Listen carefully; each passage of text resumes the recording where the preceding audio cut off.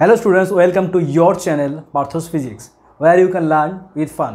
तो आज के আমরা শুরু করব नीट 22 এর একদম প্রথম চ্যাপ্টার, সেটা হচ্ছে ভেক্টর থেকে। যদিও ভেক্টর প্রথম চ্যাপ্টার নয়, কিন্তু আমি শুরু করছি ভেক্টর থেকে, কারণ ভেক্টর থেকে শুরু করার পরে যখন আমরা এগোবো আস্তে আস্তে, তো লাস্টে আমরা করব মেজারমেন্ট এবং ডাইমেনশন, তাহলে পরে আমাদের পুরো সুবিধা হবে। তো এই সিরিজটা কিন্তু পুরোটা চলতে থাকবে। তো আজকে আমরা শুরু করছি হচ্ছে ভেক্টর। ওকে, তো আজকে আমাদের চ্যাপ্টারের নাম হচ্ছে ভেক্টর। খুব মন দিয়ে বুঝবে প্রত্যেকটা জিনিস। আমি কিন্তু প্রত্যেকটা পয়েন্ট করানোর পরে একটা করে উদাহরণ বা একটা করে এক্সাম্পল দেবো। ওকে, তো আজকে এই চ্যাপ্টারটা খুবই সোজা, শুধুমাত্র মন দিয়ে তোমরা দেখতে থাকো। ওকে, তো আজকে চ্যাপ্টারের নাম হচ্ছে ভেক্টর। তো ফার্স্টে আমরা কী জানবো? দেখো, ফার্স্টে আমরা জানবো যে আমাদের ফিজিক্যাল কোয়ান্টিটি ক ধরনের আছে। তো তোমরা নিশ্চয়ই জানো যে আমাদের ফিজিক্যাল কোয়ান্টিটির প্রথম যে ক্লাসিফিকেশান, সেটাকে আমরা বলছি স্কেলার কোয়ান্টিটি। ওকে, তাকে আমরা কি বলছি? Scalar quantity.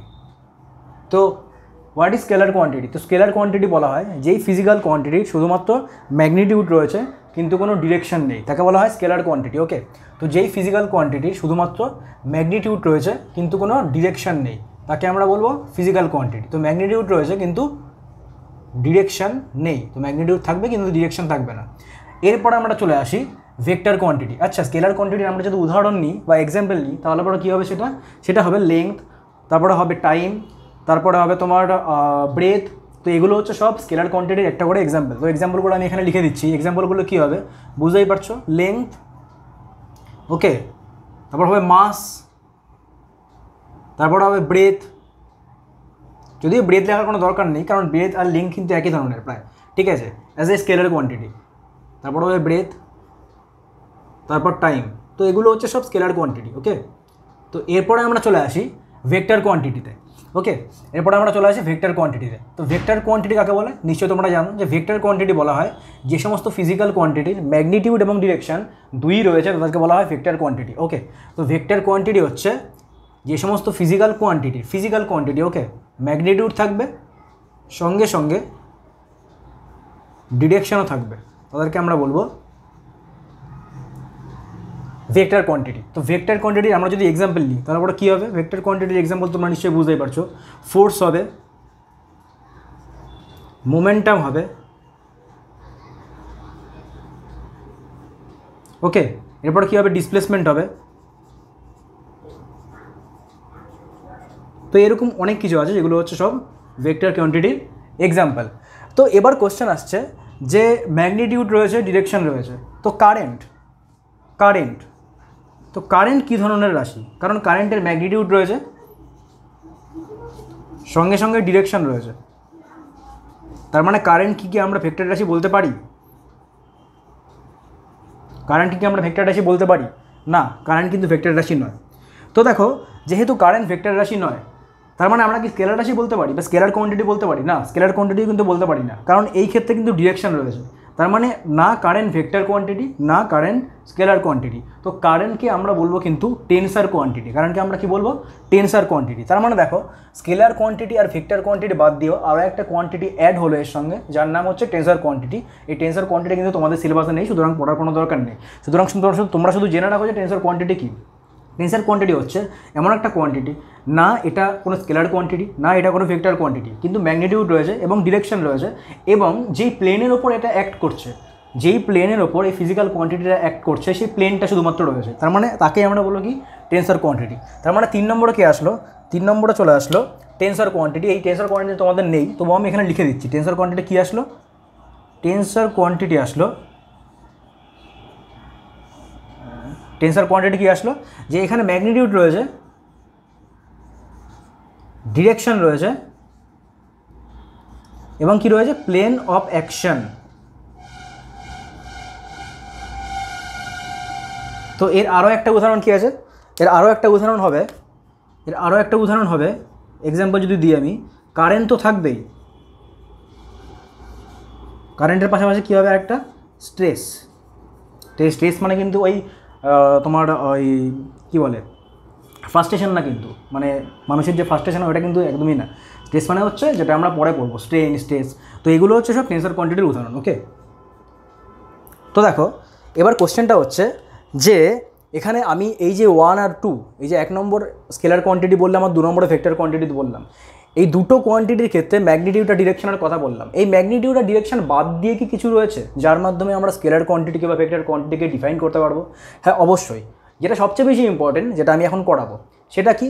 সেটা হচ্ছে দেখো স্কেলার কোয়ান্টিটির ক্ষেত্রে যোগ বা বিয়োগ, স্কেলার কোয়ান্টিটির ক্ষেত্রে যোগ বা বিয়োগ সেটা কী নিয়ম অনুসারে হয়। যেমন মনে করো আমি যদি এখানে একটা এক্সাম্পল নিই যে আমার কাছে 5 গ্রাম কোনো একটা অবজেক্ট রয়েছে, আমার কাছে 5 গ্রাম কোনো একটা অবজেক্ট রয়েছে, এই 5 গ্রাম অবজেক্টের থেকে আমি যদি 2 গ্রাম অবজেক্ট নিয়ে নিই তাহলে পরে আমার কাছে কত গ্রাম অবজেক্ট থাকবে? তো খুব সিম্পল হিসেব যে 5 গ্রামের থেকে তুমি যদি 2 গ্রাম বিয়োগ করো তার মানে তোমার কাছে এখন অবজেক্ট রয়েছে 3 গ্রাম, তাই তো? বা এরকম যদি হয় যে 5 গ্রাম অবজেক্ট রয়েছে, তুমি 5 গ্রাম অবজেক্টের সঙ্গে 2 গ্রাম অবজেক্ট আরও যোগ করলে তাহলে পরে তোমার কাছে কত গ্রাম অবজেক্ট থাকবে? খুব সিম্পল, যে 7 গ্রাম অবজেক্ট থাকবে। তার মানে এখান থেকে তুমি একটা জিনিস ক্লিয়ারলি বুঝতে পারছো যে এখানে আমরা যখন স্কেলার কোয়ান্টিটির ক্ষেত্রে যোগ বা বিয়োগ করছি সেটা হচ্ছে নর্মাল অ্যালজেব্রা অনুযায়ী যোগ বা বিয়োগ হচ্ছে। 5-এর থেকে 2 বিয়োগ বা 5-এর সঙ্গে 2 যোগ, নর্মাল অ্যালজেব্রা। তার মানে স্কেলার কোয়ান্টিটির ক্ষেত্রে যখন যোগ বা বিয়োগ হয় সেটা কি নিয়ম অনুসারে হয়? সেটা হয় নর্মাল অ্যালজেব্রা অনুযায়ী। ওকে, নর্মাল অ্যালজেব্রা অনুযায়ী। তার মানে এখানে যে যোগ তো বিয়োগ হয় সেটা হয় নর্মাল অ্যালজেব্রেইক অ্যাডিশন ও সাবট্রাকশন, নর্মাল অ্যালজেব্রেইক অ্যাডিশন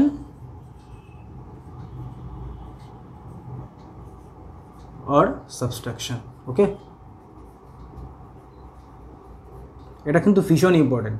এই যে পয়েন্টটা আমি লিখলাম, এই পয়েন্টটা ম্যাগনিটিউড ডিরেকশন এর থেকেও সবচেয়ে বেশি ইম্পর্টেন্ট। ঠিক আছে, কেন ইম্পর্টেন্ট সেটা আমি এখানে বলছি, যখন তোমরা টেন্সর কোয়ান্টিটি করবে তখন তোমরা বুঝতে পারবে। ঠিক আছে, এটা হচ্ছে সবচেয়ে বেশি ইম্পর্টেন্ট এই পয়েন্টটা। ওকে, তো এরপরে চলে আসি ভেক্টর কোয়ান্টিটির ক্ষেত্রে। তো ভেক্টর কোয়ান্টিটির ক্ষেত্রে প্রথমে একটা এক্সাম্পল নিই, এক্সাম্পল নিয়ে কিন্তু আমাদের পুরো বিষয়টা ক্লিয়ার হবে। মনে করো আমার কাছে একটা পাইপ রয়েছে, মন দিয়ে শুনবে প্রত্যেকটা জিনিস। ঠিক আছে, আমার কাছে একটা পাইপ রয়েছে, এই পাইপের ভেতরে একটা বল রয়েছে। ঠিক আছে, এবারটা আমাকে বলা হলো যে তুমি এই বলটাকে ঠেলবে এবং তোমার বন্ধু এই পাইপটাকে ওপর দিকে ঠেলবে। তুমি এই বলটাকে পাইপের মধ্যে ডান দিকে ঠেলবে এবং তোমার বন্ধু পাইপটাকে ওপরের দিকে ঠেলবে। ঠিক আছে, তাহলে পরে তোমাকে বলতে লাগবে যে বলের যে ডিসপ্লেসমেন্ট বা বলের যে টোটাল দূরত্ব অতিক্রম একটা হবে আর একটা হবে ডিসপ্লেসমেন্ট। তো এই দুটোর মান কী হবে সেটা আমাকে বলতে বলেছে, এই ভেক্টর অ্যালজেব্রার সাহায্যে আমাকে বের করতে বলেছে। ঠিক আছে, তো কী করে বের করবো? খুব সিম্পল, যে এখানে কী করতে বলেছে, আমাকে বলেছে মনে করো যে বলটাকে ডান দিকে ঠেলতে 4 সেন্টিমিটার, বলটাকে বলেছে ডান দিকে ঠেলতে 4 সেন্টিমিটার। এবার আমার বন্ধু কী করলো, আমার বন্ধু এই যে পাইপটা রয়েছে এই পাইপটাকে নিচের দিক থেকে ওপরের দিকে ঠেলা মারলো এবং পাইপের যে এখন অবস্থান এটা হলো এই জায়গাতে। ওকে, আর বলটা যেহেতু 4 সেন্টিমিটার চলে গেছে আর পাইপটাও যেহেতু ওপরের দিকে চলে গেছে, তো এখন বলের যে পজিশন হবে সেটা হবে ঠিক এই জায়গাতে, তাই তো? কারণ বলটা গেছে 4 সেন্টিমিটার, আবার পাইপটা গেছে ওপরের দিকে, তো পাইপটা ওপরের দিকে গেল 3 সেন্টিমিটার। তার মানে বলের পজিশন এখন কোথায় হবে? এই জায়গাতে। খুব বুঝতেই পারছো খুব ভালো মতন করে। তার মানে এই যে পজিশনটা বলে এটা হচ্ছে ইনিশিয়াল পজিশন, তাই তো? এই যে বলের পজিশনটা সেটা হচ্ছে ইনিশিয়াল পজিশন, এবং এখানে এই যে বলের পজিশনটা সেটা হচ্ছে ফাইনাল পজিশন। কারেক্ট? ওকে, তো এখন আমাকে বলা হলো যে এই যে বলটা দূরত্ব অতিক্রম করলো, টোটাল যে দূরত্ব অতিক্রম করলো তার মান কত? তো দেখো টোটাল যে দূরত্ব অতিক্রম করলো তার মান খুব সিম্পল, তার মান বের করা খুব সিম্পল। মানে আমাকে বের করতে বলে যে ডিস্টেন্স। তো এখান থেকে আমি যদি ডিস্টেন্স বের করি তো ডিস্টেন্সের যে মান হবে সেটা কত হবে? বুঝতেই পারছো, এখান থেকে ডিস্টেন্সের মান হবে, ডিস্টেন্স মানে কি? ডিস্টেন্স মানে হচ্ছে টোটাল কত দূরত্ব অতিক্রম করলো। তো এখানে 4 সেন্টিমিটার গেল পাইপে, আবার পাইপটা ওপরের দিকে গেল। তো পাইপটা যখন ওপরের দিকে যাচ্ছে তখন তার সঙ্গে সঙ্গে বলটাও যাচ্ছে। তো পাইপটা ওপরের দিকে গেল 3 সেন্টিমিটার, তার মানে বলটাও গেল 3 সেন্টিমিটার। আবার বলটা এদিকে চললো 4 সেন্টিমিটার, তার মানে টোটাল হচ্ছে কত? 4 + 3 = 7 সেন্টিমিটার। তার মানে এখানে টোটাল ডিস্টেন্স যেটা অতিক্রম করছে সেটা হচ্ছে 7 সেন্টিমিটার। ওকে, এবার আমাকে বলা হলো দেখো এবারটা একটা জিনিস খেয়াল করো, দেখো এখানে এই যে ডিস্টেন্সের কথা আমি বললাম, এই ডিস্টেন্সের কিন্তু শুধুমাত্র ম্যাগনিটিউড রয়েছে কিন্তু কোনো ডিরেকশন নেই। তার মানে বুঝতেই পারছো ডিস্টেন্স হচ্ছে একটা স্কেলার কোয়ান্টিটি। ওকে, তো এবার আমাকে বলা হলো যে এই যে বলটা এই ইনিশিয়াল পজিশন থেকে ফাইনাল পজিশনে গেল, এই বলের যাওয়ার জন্য ডিসপ্লেসমেন্ট কত হলো? ডিসপ্লেসমেন্ট মানে হচ্ছে জাস্ট ইনিশিয়াল পয়েন্ট থেকে ফাইনাল পয়েন্টের একটা স্ট্রেট লাইন, ইনিশিয়াল পয়েন্ট থেকে ফাইনাল পয়েন্টের একটা স্ট্রেট লাইন। ঠিক আছে, তো দেখো এখানে শুধুমাত্র একটাই কিন্তু স্ট্রেট লাইন হবে, সেটা হচ্ছে এই বরাবর, মানে আমরা যদি ইনিশিয়াল পয়েন্ট আর ফাইনাল পয়েন্টকে একটা স্ট্রেট লাইন দিয়ে যুক্ত করে দিই তবে সেটাই কিন্তু হবে একটা ডিসপ্লেসমেন্ট। ওকে, আর ডিসপ্লেসমেন্টের মান সবসময় একটাই থাকে, দুটো পজিশনের মধ্যে মনে করো একটা পয়েন্ট রয়েছে এইখানে আর একটা পয়েন্ট রয়েছে এইখানে, তো এই দুটো পয়েন্টের মধ্যে কিন্তু একটাই স্ট্রেট লাইন হবে। তো একটা স্ট্রেট লাইন মানে একটাই ডিসপ্লেসমেন্ট, ঠিক আছে। এবারটা একটাই ডিসপ্লেসমেন্টকে আমরা বর্ণনা করবো কী করে? আমরা তো ডিসপ্লেসমেন্টের মান এখান থেকে বের করতে পারবো। ডিসপ্লেসমেন্টের মান এখান থেকে কত হবে বুঝতেই পারছো, এটা হচ্ছে একটা right angle triangle. Right angle triangle বলতে একটা সমকোণী ত্রিভুজ, তার মানে এখানে 4 সেন্টিমিটার, এটা 3 সেন্টিমিটার, তার মানে এর ভ্যালু দাঁড়াবে কত 7 সেন্টিমিটার, বুঝতেই পারছো। আমরা যদি পাইথাগোরাসের থিওরেম অ্যাপ্লাই করি, তো √4² + 3² = 25², সরি √25 = 5, কী বলছি, এটা হচ্ছে 5 সেন্টিমিটার। তো √25 করলে ওটা 5 সেন্টিমিটার হয়। ওকে, তো এখান থেকে তো বুঝতেই পারছো এখানে ডিসপ্লেসমেন্টের যে ম্যাগনিটিউড হচ্ছে সেটা কত হচ্ছে 5 সেন্টিমিটার। কিন্তু এই শুধুমাত্র ম্যাগনিটিউড বললে কিন্তু আমাদের হবে না, আমাদের এই সঙ্গে সঙ্গে কী বলতে লাগবে, আমাদের বলতে লাগবে যে ইনিশিয়াল পয়েন্ট থেকে ফাইনাল পয়েন্টের যে ডিস্টেন্স, সরি ডিরেকশন, সেটা কোন দিকে। তো ডিরেকশন কোন দিকে হচ্ছে, ইনিশিয়াল টু ফাইনালের দিকে। তার মানে দেখো এখানে যেহেতু ডিসপ্লেসমেন্ট একটা, তো এখানে ডিরেকশনও কিন্তু একটা, আর ম্যাগনিটিউডও কিন্তু একটা। ম্যাগনিটিউড কত 5 সেন্টিমিটার, আর ডিরেকশন হচ্ছে ফ্রম ইনিশিয়াল টু ফাইনাল। ওকে, তো যেহেতু ডিসপ্লেসমেন্টের ম্যাগনিটিউড এবং ডিরেকশন,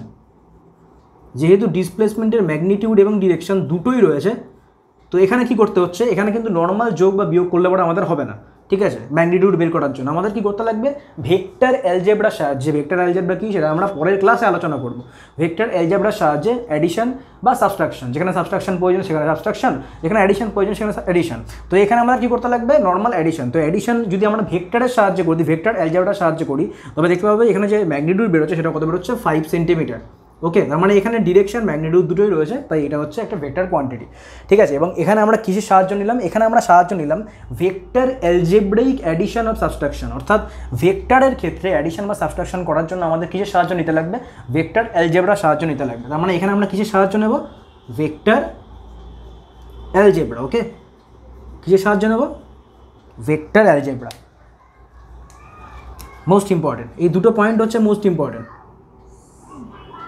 একটা হচ্ছে একটা স্কেলারের ক্ষেত্রে এটা normal algebraic addition and subtraction, আর ভেক্টর অ্যালজেব্রা। তো এবার চলে আসি কারেন্টের ক্ষেত্রে। এবার একটা উদাহরণ দিচ্ছি, বেস্ট একটা উদাহরণ দিচ্ছি, উদাহরণ দিলে পরে তোমাদের সব কিছু ক্লিয়ার হবে, ঠিক আছে। মনে করো এখানে 4খানা ব্রাঞ্চ রয়েছে। 4খানা ব্রাঞ্চ মানে তোমরা নিশ্চয়ই বুঝতেই পারছো, তোমরা নিশ্চয়ই পড়েছো, যখন কারেন্ট পড়েছো, কারেন্ট ইলেকট্রিসিটি 12 ক্লাসে, তখন তোমরা বুঝতেই পারছো যে ওখানে কী আছে, ওখানে ব্রাঞ্চ বলে একটা জিনিস হয়, আর একটা জিনিস হয় জাংশন বলে। জাংশন মানে যখন একটার বেশি ব্রাঞ্চ কোনো একটা পয়েন্টে এসে মিট করে, তখন আমরা সেই পয়েন্টটাকে বলি কি জাংশন, বা দুটোর বেশি ব্রাঞ্চ যখন মিট করে তখন সেই পয়েন্টটাকে আমরা বলি কি নোড। তো নোড বা জাংশন যাই বলো না কেন তোমরা, ঠিক আছে। তো দুটো সম্পূর্ণভাবে কিন্তু আলাদা, নোড আর জাংশন। এটা আমরা পড়াবো পরের ক্লাসে, মানে যখন কারেন্ট ইলেকট্রিসিটি পড়াবো তখন তোমরা বুঝতে পারবে ক্লিয়ারলি একদম নোড জাংশন। এখন শুধুমাত্র বোঝার জন্য বলছি যে এটা একটা পয়েন্ট, এই পয়েন্টে 4টে ব্রাঞ্চ এসে মিলিত হয়েছে, ঠিক আছে। তো এই পয়েন্টে মনে করো যে এইখানে কারেন্ট হচ্ছে I1, এখানে কারেন্ট হচ্ছে I2, এখানে কারেন্ট হচ্ছে I3, এবং এখানে কারেন্ট হচ্ছে I4, ঠিক আছে। তো এখানে আমি বললাম যে এই যে অ্যাঙ্গেলটা, এই অ্যাঙ্গেলটা আমি বলে দিলাম 90 ডিগ্রি। ওকে, এই অ্যাঙ্গেলটা আমি বলে দিলাম মনে করো 90 ডিগ্রি, ঠিক আছে। তো আমার মনে করো যে এখানে আমি প্রত্যেকটা কারেন্টের মধ্যে, মানে 4টে কারেন্টের মধ্যে 3টে কারেন্টের মান আমরা জানি। তো মনে করো I1-এর যে মান, I1-এর মান হচ্ছে এখানে বলে দিলাম যে 1 অ্যাম্পিয়ার। ওকে, I2-র মান মনে করো এখানে বলে দিচ্ছি 2 অ্যাম্পিয়ার, I3-র মান মনে করো এখানে বলে দিচ্ছি 3 অ্যাম্পিয়ার। তো আমাকে এখানে বের করতে বললো যে I4-এর মান কত হবে। তো খুব সিম্পল জিনিসটা করা, দেখো এখানে যে যোগ বা বিয়োগটা, মানে এখানে আমরা এই পয়েন্টে যখন I4-এর মান বের করব তখন সেটা কী করে বের করব, সেটা কিন্তু না আমরা মানে এখানে কিন্তু কোনোভাবে ভেক্টর অ্যালজেব্রা কিন্তু ইউজ করব না। যতই কারেন্টের ডিরেকশন থাকুক না কেন, আমরা কিন্তু ভেক্টর অ্যালজেব্রা ইউজ করব না, আমরা এখানে নর্মাল অ্যালজেব্রা ইউজ করব। নর্মাল অ্যালজেব্রা ইউজ করে এখানে আমরা I4-এর মান বের করব। কী করে, KCL এর মাধ্যমে। তোমরা নিশ্চয়ই KCL জানো, কিরচফস কারেন্ট ল। তো কিরচফস কারেন্ট লকে ইউজ করে এখানে আমরা তোমার কারেন্টের মান বা I4-এর মান বের করবো। তো কী করে বের করবো, মনে করো যে ইনওয়ার্ড ডিরেকশানে, মানে এই পয়েন্টের দিকে যে কারেন্টগুলো আসে সেগুলো হচ্ছে পজিটিভ কারেন্ট, এবং এই পয়েন্ট থেকে দূরে যেই কারেন্টগুলো যাচ্ছে সেগুলো হচ্ছে নেগেটিভ কারেন্ট। তার মানে তোমরা বুঝতেই পারছো যে এটা যদি আমি এখানে করি, তো এখানে কি হচ্ছে I1 plus I2 equal to, দেখো কি হচ্ছে I3 প্লাস I4, তাই তো হচ্ছে। তো এখানে I4-এর ভ্যালু কত হচ্ছে বুঝতেই পারছো, I1 plus I2 minus I3। তো I1 কত, 1 plus 2 minus 3 equal to 0 ampere, তাই তো। 1 plus 2 minus 3 equal to 0 ampere. তার মানে I4-এর মান হচ্ছে 0 অ্যাম্পিয়ার। তো এইটা করার জন্য আমাদের কি ইউজ করতে লাগলো, এটা করার জন্য আমাদের ইউজ করতে লাগলো কিন্তু নর্মাল অ্যালজেব্রা, ঠিক আছে। নর্মাল অ্যালজেব্রা মানে যেখানে শুধুমাত্র প্লাস বা মাইনাস হয়, আর কোনো ডিরেকশনের প্রয়োজন হয় না, কিচ্ছুর প্রয়োজন হয় না। তো এখানে আমরা নর্মাল অ্যালজেব্রাকে ইউজ করলাম এই টেন্সার কোয়ান্টিটির ক্ষেত্রে বা কারেন্টের ক্ষেত্রে এই ভ্যালুটা বের করার জন্য, I4-এর ভ্যালুটা বের করার জন্য। তার মানে দেখো এখান থেকে কিন্তু আমাদের স্পষ্ট ক্লিয়ার হচ্ছে যে যতই কারেন্টের বা টেন্সের কোয়ান্টিটির ডিরেকশন থাকুক না কেন, এখানে কিন্তু আমরা যখন অ্যাডিশন করবো বা সাবট্রাকশন করবো তখন কিন্তু সেখানে আমরা ভেক্টর অ্যালজেব্রা ইউজ করবো না। আমরা যেটা ইউজ করবো সেটা হচ্ছে নর্মাল অ্যালজেব্রা। তার মানে এই না যে নর্মাল অ্যালজেব্রা ইউজ করছি বলে এটা স্কেলার কোয়ান্টিটি, না এটা স্কেলার কোয়ান্টিটি, না এটা ভেক্টর কোয়ান্টিটি। তার মানে দেখো শুধুমাত্র দুটো জিনিস মানে নর্মাল অ্যালজেব্রাইক অ্যাডিশন সাবট্রাকশন আর ভেক্টর অ্যালজেব্রা, এই দুটো জিনিস স্কেলার কোয়ান্টিটিকে আর ভেক্টর কোয়ান্টিটিকে আরও কতখানি আলাদা করে দিল। ঠিক আছে, তো এই দুটো পয়েন্ট কিন্তু মোস্ট ইম্পর্টেন্ট, একটা হচ্ছে ভেক্টর অ্যালজেব্রা আর একটা হচ্ছে নর্মাল অ্যালজেব্রা। ওকে, তো দেখো এরপর আমরা চলে আসি ভেক্টরের শ্রেণীবিভাগ বা ক্লাসিফিকেশনস অফ ভেক্টর। ওকে, এরপর আমরা চলে আসি ভেক্টরের শ্রেণীবিভাগ বা classification of vector.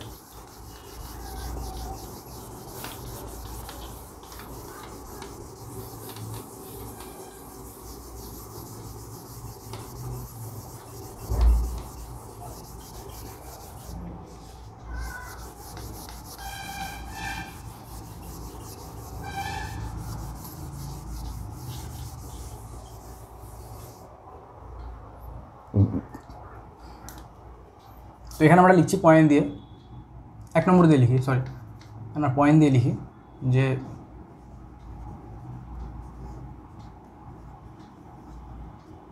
Classifications of ভেক্টরের ক্লাসিফিকেশন। ওকে, এই ভেক্টরের ক্লাসিফিকেশন কি? দেখো ভেক্টরের ক্লাসিফিকেশন মানে কিন্তু ওরকম করে নেই যে এতগুলো ক্লাসিফিকেশন আমাকে পড়তে লাগবে, একদমই না। ঠিক আছে, এখানে ইম্পর্টেন্ট যে সমস্ত ভেক্টরগুলো রয়েছে সেগুলো নিয়ে আমরা শুধুমাত্র আলোচনা করবো, যেগুলো আমাদের কাজে লাগবে ভবিষ্যতে, মানে আমাদের অঙ্ক করতে কাজে লাগবে, সেগুলো নিয়ে শুধুমাত্র আমরা কিন্তু এখানে আলোচনা করবো। তো ফার্স্ট আমাদের চলে আসছে হলো পজিশন ভেক্টর। কি চলে আসছে ফার্স্ট আমাদের চলে আসছে হলো পজিশন ভেক্টর। তো 1 নম্বর আমি পয়েন্ট করে লিখছি পজিশন ভেক্টর। তো what is called position vector? দেখো পজিশন ভেক্টর কিচ্ছু না, একদম সোজা। পজিশন ভেক্টর হচ্ছে, মনে করো আমার কাছে একটা ফিক্সড পয়েন্ট রয়েছে। ঠিক আছে, তো এখানে কি দরকার? এখানে দরকার একটা ফিক্সড পয়েন্ট। এখানে কি দরকার? এখানে দরকার একটা ফিক্সড পয়েন্ট। ঠিক আছে, আর রয়েছে মনে করো আমার কাছে একটা আরবিট্রারি পয়েন্ট, মানে যে কোনো একটা পয়েন্ট। ঠিক আছে, তো আমার কাছে মনে করো রয়েছে একটা আরবিট্রারি পয়েন্ট।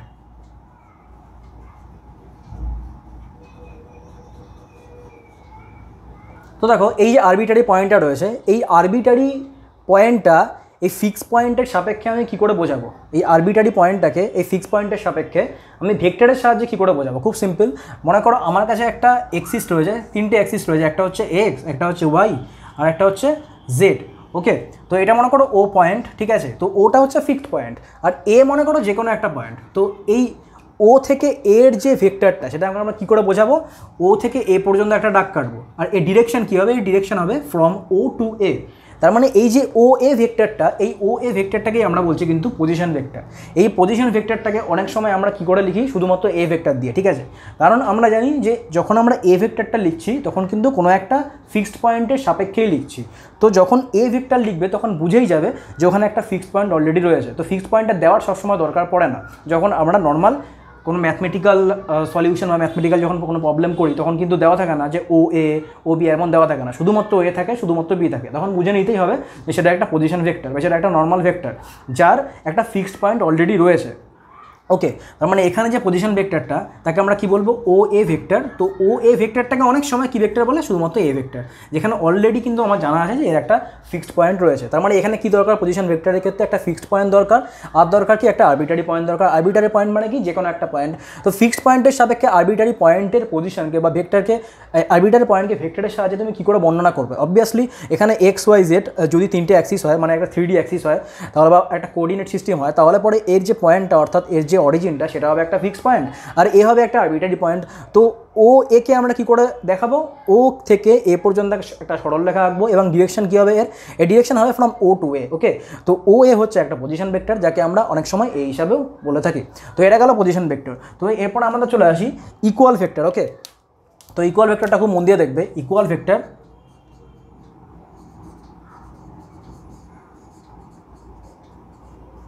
ইকুয়াল ভেক্টর কী জিনিস? তো দেখো মনে করো এ আর বি দুটো হচ্ছে ভেক্টর। এ আর বি এই দুটো হচ্ছে ভেক্টর। তো এ আর বি এই দুটো ভেক্টরকে কখন আমরা ইকুয়াল ভেক্টর বলবো? যখন এ আর বি এই দুটো ভেক্টরের ম্যাগনিটিউড সেম হবে এবং এই দুটো ভেক্টরের ডিরেকশন সেম হবে। তার মানে দুটো জিনিস আমাদের খেয়াল রাখতে লাগবে, একটা যাতে এই দুটো ভেক্টরের ম্যাগনিটিউড সেম হয় এবং এই দুটো ভেক্টরের যাতে ডিরেকশন সেম হয়। তো ম্যাগনিটিউড মানে তোমরা বুঝতেই পারছো যে দুটোর মড যাতে সেম হয়, আর ডিরেকশন মানে কি? ডিরেকশন মানে হচ্ছে এ ইকুয়াল টু বি, ঠিক আছে?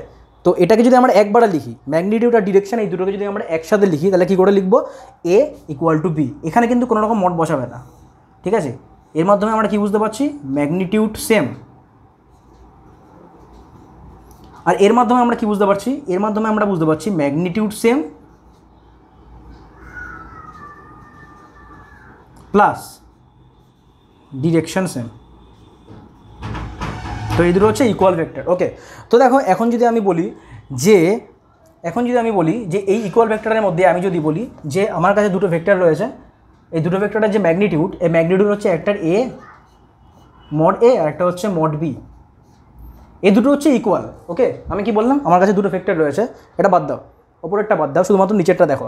নিচেরটাতে আমি বললাম কি আমার কাছে দুটো ভেক্টর রয়েছে, একটা হচ্ছে এ ভেক্টর আর একটা হচ্ছে বি ভেক্টর, এবং এ ভেক্টর আর বি ভেক্টরের ম্যাগনিটিউড সেম। তো এই ম্যাগনিটিউড যে সেম, এর থেকে কি আমি বলতে পারি যে এই দুটো ভেক্টর ইকুয়াল ভেক্টর? না, একদমই বলতে পারি না, ঠিক আছে? এর থেকে কিন্তু আমরা এটা বলতে পারি না যে এই দুটো হচ্ছে ইকুয়াল ভেক্টর। তখন আমাদের কি চেক করতে লাগবে? শুধুমাত্র ম্যাগনিটিউড চেক করলে কিন্তু হবে না, আমাদের চেক করতে লাগবে ডিরেকশনও। তো ম্যাগনিটিউড আর ডিরেকশন দুটোই যদি সেম হয়, তাহলেই পরে কিন্তু আমরা বলতে পারবো যে এ আর বি হচ্ছে দুটো ইকুয়াল ভেক্টর। ওকে, তার মানে এখান থেকে, তো এখানে আমি লিখে দিচ্ছি, we can't conclude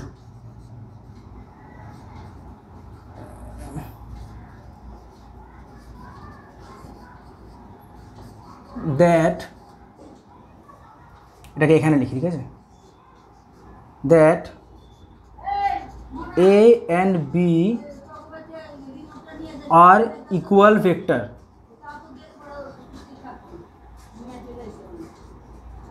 ওকে, এখান থেকে কিন্তু আমরা বলতে পারি না যে we can conclude that A আর বি আর ইকুয়াল ভেক্টর, যে এরা ইকুয়াল ভেক্টর, এটা কিন্তু আমরা শুধুমাত্র এখান থেকে বলতে পারি না। আমাদের দুটো জিনিসই দেখতে লাগবে, একটা ম্যাগনিটিউড আর একটা হচ্ছে ডিরেকশন। ওকে, তো এরপরে আমরা চলে আসি 3 নম্বরে।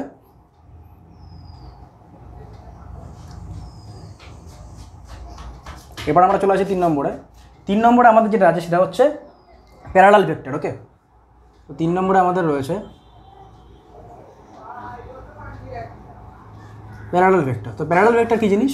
মনে করো আমার কাছে দুটো ভেক্টর রয়েছে, একটা হচ্ছে এ ভেক্টর আর একটা হচ্ছে বি ভেক্টর। মন দিয়ে শুনবে, আমার কাছে দুটো ভেক্টর রয়েছে, একটা হচ্ছে এ ভেক্টর আর একটা হচ্ছে বি ভেক্টর। তো প্যারালাল ভেক্টর আমরা দুটো ভেক্টরকে তখনই বলবো যদি এই দুটো ভেক্টরের শুধুমাত্র ডিরেকশন সেম হয়। হ্যাঁ, ম্যাগনিটিউড সেম হতেও পারে অথবা নাও হতে পারে, কিন্তু ডিরেকশন সেম হওয়াটা আবশ্যক, ঠিক আছে? ডিরেকশন সেম হওয়াটা কিন্তু আবশ্যক, তখনই আমরা এই দুটো ভেক্টরকে, ওই বাইরে ছেলেপেলে ওরকম চিৎকার করছে, ঠিক আছে? যাই হোক, আমাদের বাড়ির চারিপাশে এরকম অনেক ছেলেবেলা আছে, বাচ্চা ছেলেবেলা, কিছু করার নেই, ঠিক আছে? তো একটুখানি জাস্ট ম্যানেজ করে নিও। তো এ আর বি মনে করো দুটো ভেক্টর রয়েছে, এই দুটো ভেক্টর হচ্ছে, 1 মিনিট ওকে বকে আসে।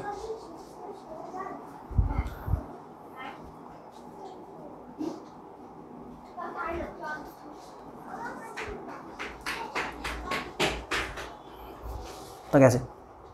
আচ্ছা, তো প্যারালাল ভেক্টরে চলে আসি, যে এ আর বি দুটো ভেক্টর রয়েছে যাদের ডিরেকশন সেম কিন্তু ম্যাগনিটিউড সেম হতে পারে অথবা নাও হতে পারে, ঠিক আছে? তো আমরা এটাকে কী করে লিখবো? দেখো, এটাকে আমরা এইভাবে লিখবো যে A vector equal to K into B vector. এর মানেটা কি?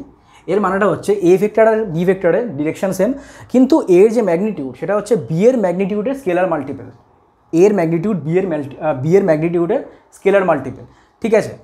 বি এর ম্যাগনিটিউডের স্কেলার মাল্টিপল বলতে এরকম টাইপের যে তোমার কে এর মান কিন্তু সবসময় পজিটিভ হবে। যদি কোনো কারণে নেগেটিভ হয়ে যায় কে এর মান, তবে কিন্তু এ আর বিকে আমরা প্যারালাল ভেক্টর বলবো না, তখন আমরা বলবো সেটাকে অ্যান্টি প্যারালাল ভেক্টর। তো কে এর মান পজিটিভ হবে কিন্তু স্কেলার কোয়ান্টিটি হবে বা স্কেলার মাল্টিপল হবে। তো এখানে আমরা লিখে দিচ্ছি যে direction same but magnitude of A is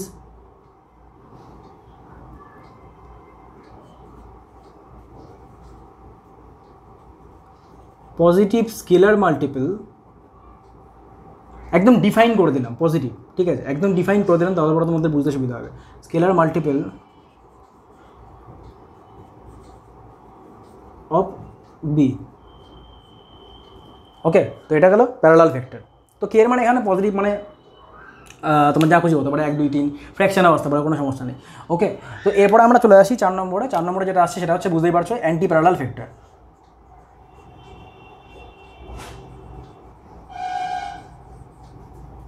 4 নম্বরে আসছে anti parallel vector. Anti parallel ভেক্টরটা কি বুঝতেই পারছো, যে অ্যান্টি প্যারালাল ভেক্টরটা হচ্ছে যেখানে দুটো ভেক্টর থাকবে এ আর বি, কিন্তু দুটো ভেক্টরের ডিরেকশন হবে সম্পূর্ণ অপোজিট। ঠিক আছে, দুটো ভেক্টর থাকবে, দুটো ভেক্টরের ডিরেকশন হবে সম্পূর্ণ অপোজিট। তার মানে ব্যাপারটা হচ্ছে এরকম টাইপের যে এ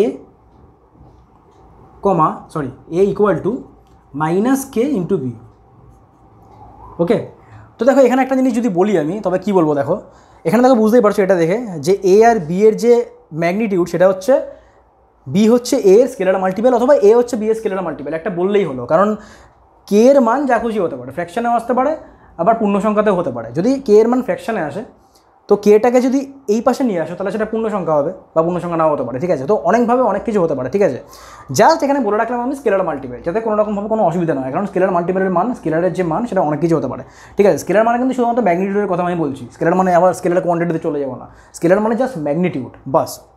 তো এখানে দেখো এখানেও কে এর যা মান না, এখানেও কে এর মানটা তোমরা পজিটিভ স্কেলার কোয়ান্টিটি নিয়ে ধরো বা পজিটিভ স্কেলার মাল্টিপলই ধরো।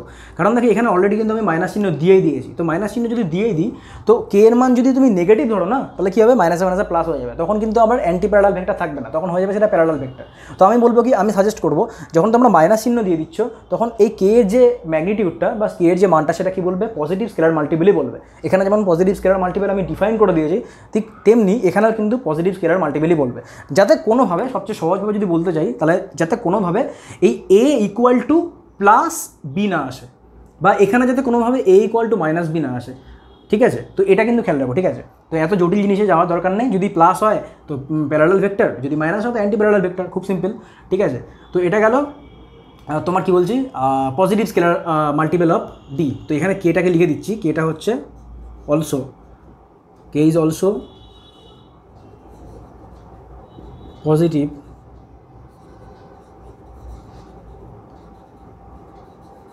Scalar multiple. ওকে, আচ্ছা, তো এরপর আমরা চলে আসি অ্যান্টি প্যারালাল ভেক্টরের পরে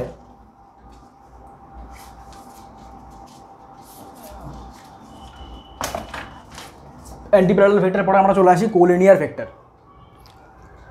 আমরা কিসে চলে আসবো, আমরা চলে আসবো কোলিনিয়ার ভেক্টর। তো কোলিনিয়ার ভেক্টর খুব সহজ।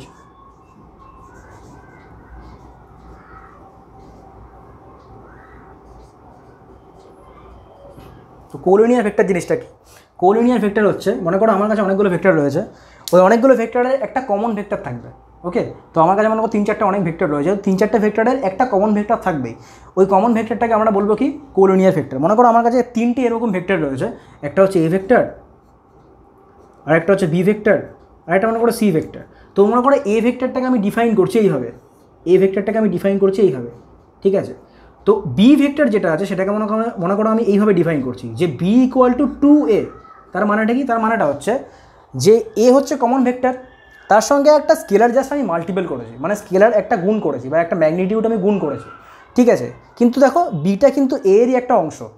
হ্যাঁ, হতে পারে সেটা প্যারালাল, হতে পারে সেটা অ্যান্টি প্যারালাল, সেটা ডিপেন্ড করছে যে স্কেলার কোয়ান্টিটি আমি ব্যবহার করছি বা স্কেলার মাল্টিপলটা আমি ইউজ করছি সেটা পজিটিভ না নেগেটিভ, এটার উপর ডিপেন্ড করছে, আর কিচ্ছু না। ঠিক আছে, কিন্তু একটা কমন ভেক্টর থাকবেই, সেটা হচ্ছে মনে করো বি এর ক্ষেত্রে কমন ভেক্টর এ।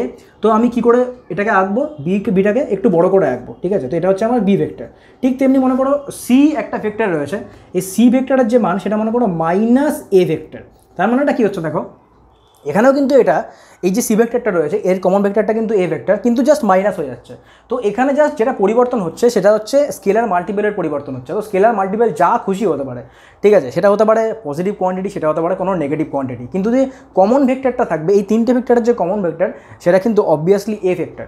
এর ক্ষেত্রেও তো এ ভেক্টর থাকবেই, বি এর ক্ষেত্রেও কিন্তু এ ভেক্টর, শুধুমাত্র তার সঙ্গে 2 গুণ হচ্ছে, সি এর ক্ষেত্রেও কিন্তু এ ভেক্টর, শুধুমাত্র তার সঙ্গে -1 গুণ হচ্ছে। ঠিক আছে, তার মানে এইটাকে কী করে লিখবো আমি, এটাকে কী করে রাখবো, এটাকে এরকম করে রাখবো এইভাবে। ওকে, তার মানে এটা হচ্ছে একটা, এই যে 3টে ভেক্টর, এই 3টে ভেক্টরকে একত্রে আমরা বলছি কি কোলিনিয়ার ভেক্টর। ওকে, তো এটা গেল কোলিনিয়ার ভেক্টর।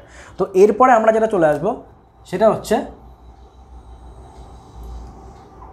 5 নম্বরে চলে গেল। তো 6 নম্বরে আমরা আসবো হচ্ছে তোমার জিরো ভেক্টরে। ওকে,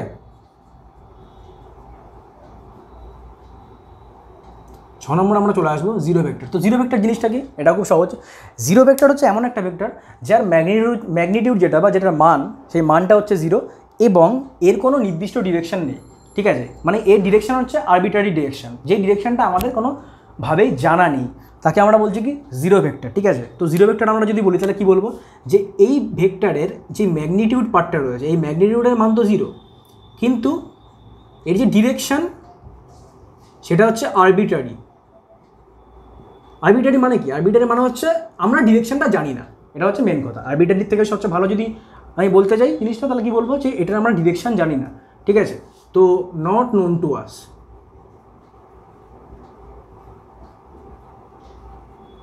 ওকে, এবার কোশ্চেনটা আসছে যে এর কিছু প্রপার্টি দেখে নেওয়া যাক, মানে জিরো ভেক্টরের কিছু প্রপার্টি আমরা দেখে নিই। তো জিরো ভেক্টরে আমরা যদি প্রপার্টি বলি তবে কী বলবো দেখো, তো ফার্স্ট প্রপার্টিতে আমরা চলে আসছি, সেটা হচ্ছে মনে করো আমি এ ভেক্টর প্লাস, এখানে পয়েন্ট দিচ্ছি, আমি A vector plus B vector equal to zero করলাম। ঠিক আছে, দেখো এখানে জিরো করলে কিন্তু হবে না, এখানে জিরোর মাথায় একটা ভেক্টর চিহ্ন দিতে হবে। এর কারণটা কি? এর কারণটা হচ্ছে দেখো, আমি যখনই বলছি যে A vector plus B vector, তো এখান থেকে তোমরা কিন্তু বুঝতে পারছো যে দুটো ভেক্টর আমরা যদি অ্যাড করি তবে আমাদের যে রেজাল্টেন্টটা বেরোবে সেটা কিন্তু একটা ভেক্টরই বেরোবে। তো এই জন্যই কিন্তু এর মান যতই জিরো হোক না কেন, এটাকে কিন্তু আমরা ভেক্টর চিহ্নের সাহায্যেই দেখাবো। তার মানে এর ওপরেও কিন্তু একটা ভেক্টর চিহ্ন বসবে। হ্যাঁ, এর ম্যাগনিটিউড যদি হয় তবে সেটা জিরো হবে, কিন্তু এর মাথায় কিন্তু আমরা যখন ভেক্টর দিয়ে সেটাকে প্রকাশ করবো তখন মাথায় একটা তীর চিহ্ন বসাবো। তো এটা গেল A vector plus B vector equal to zero vector যদি হয়, তো এখান থেকে আমরা কী বুঝতে পারি? এখান থেকে আমরা বুঝতে পারি যে A vector equal to minus B vector হবে। তার মানে এখান থেকে দেখো একটা জিনিস ক্লিয়ার হচ্ছে যে দুটো অ্যান্টি প্যারালাল ভেক্টরের ক্ষেত্রে যদি দুটো ভেক্টরের ম্যাগনিটিউড সেম হয়, এবং দুটো ভেক্টরের মধ্যে একটা যদি অপরটার অপোজিট হয়, আবার বলছি, যদি দুটো ভেক্টরের ম্যাগনিটিউড সেম হয় এবং একটা ভেক্টর যদি অন্য একটা ভেক্টরের অপোজিট হয়, তাহলে কিন্তু আমরা বলতে পারবো যে দুটো ভেক্টরের যে যোগফল বা দুটো ভেক্টরের যে রেজাল্টেন্ট ভেক্টর সেটা কিন্তু অবশ্যই একটা জিরো ভেক্টর হবে। আর জিরো ভেক্টরের যে ম্যাগনিটিউড সেটা হচ্ছে জিরো, আর এই যে ডিরেকশন সেটা আমাদের জানা নেই, এর কোনো নির্দিষ্ট ডিরেকশন নেই বা এর হচ্ছে আরবিট্রারি ডিরেকশন রয়েছে। ওকে, তো এখান থেকে আমি আরেকটা পয়েন্টে চলে আসি, সেটা হচ্ছে মনে করো এই জিরো ভেক্টরের সঙ্গে আমি যদি কোনো রকমভাবে কোনো একটা স্কেলার মাল্টিপল গুণ করি, তাহলে পরে এর ভ্যালু কী হবে? একটা জিরো ভেক্টরের সঙ্গে আমি যদি একটা স্কেলার মাল্টিপল গুণ করি, তাহলে পরে তার যে ভ্যালু হবে সেটা কিন্তু অবশ্যই একটা জিরোই হবে, এবং সেটাকে আমরা জিরো ভেক্টরের সাহায্যে প্রকাশ করব। ঠিক আছে, তার মানে যতই তুমি জিরো ভেক্টরের সঙ্গে কোনো স্কেলার মাল্টিপল গুণ করো না কেন, রেজাল্টেন্টে যে উত্তরটা বেরোবে, মানে রেজাল্টেন্ট যে ভেক্টরটা বেরোবে সেটা কিন্তু একটা জিরো ভেক্টরই বেরোবে, মানে তার মান কিন্তু জিরো। ওকে, তো এই দুটো প্রপার্টি আমরা যদি মনে রাখি তাহলে কিন্তু অনেক কিছু হতে পারে। ঠিক আছে, জাস্ট এই দুটো প্রপার্টি তোমরা মনে রাখো। ওকে, তো দেখো এরপরে আমরা চলে আসি জিরো ভেক্টরের পরে আমরা যেটা চলে আসবো সেটা হচ্ছে তোমার ইউনিট ভেক্টর। অবভিয়াসলি আমরা কিছু চলে আসবো ইউনিট ভেক্টরটা। আচ্ছা, আরেকটা পয়েন্ট রয়েছে, সেটা হচ্ছে যদি আমরা এটা তো মাল্টিপল করলাম, যদি আমরা জিরো ভেক্টরের সঙ্গে কোনো একটা ভেক্টর যোগ করি, তাহলে পরে কী হবে? তাহলে পরে সেই ভেক্টরটাই থাকবে। তো দেখো এখানে দুটো পয়েন্ট কিন্তু আমাদের আরও ভালো মতন করে ক্লিয়ার হলো। সেটা হচ্ছে যদি আমরা কোনো একটা স্কেলার মাল্টিপল গুণ করি বা স্কেলার গুণ করি, তাহলে পরে সেটা জিরো ভেক্টরই থাকবে, কিন্তু কোনো একটা ভেক্টর যদি আমরা যোগ করি তবে সেটা সেই ভেক্টরই থাকবে। তো এটা হচ্ছে জিরোর সঙ্গে গুণ আর জিরোর সঙ্গে যোগ। ওকে, তো এটা কারণ প্রপার্টি জিরো ভেক্টরের ক্ষেত্রে জিরো ভেক্টর এটা কমপ্লিট হলো। এরপরে আমরা চলে আসি 7 নম্বরে, সেটা হচ্ছে ইউনিট ভেক্টর। এটা হচ্ছে কি ইউনিট ভেক্টর। তো ইউনিট ভেক্টর জিনিসটা কি? ইউনিট ভেক্টর জিনিসটা হচ্ছে যে ইউনিট ভেক্টর হচ্ছে এমন একটা ভেক্টর যার ম্যাগনিটিউড হচ্ছে 1, আর এই ইউনিট ভেক্টর ডিরেকশন বোঝানোর জন্য ইউজ করা হয়। ঠিক আছে, তো এর যদি দুটো প্রপার্টি আমরা জানি তবে কী জানবো, যে এর যে ম্যাগনিটিউড সেটা সবসময় কী হবে? 1ই হবে, এবং এটা ইউজ করা হয় কিসের জন্য? এটা ইউজ করা হয় কোনো একটা পার্টিকুলার ভেক্টরের ডিরেকশন বোঝানোর জন্য। তো it is used to define